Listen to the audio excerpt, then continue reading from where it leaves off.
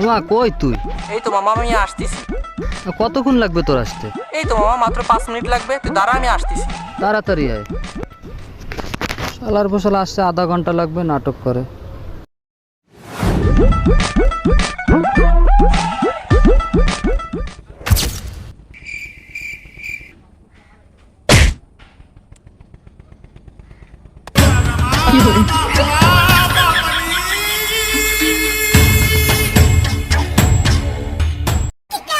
ভাই ও যদি আমার না হয় ওরে আমি কারোর কোনোদিন হইতে দেব না।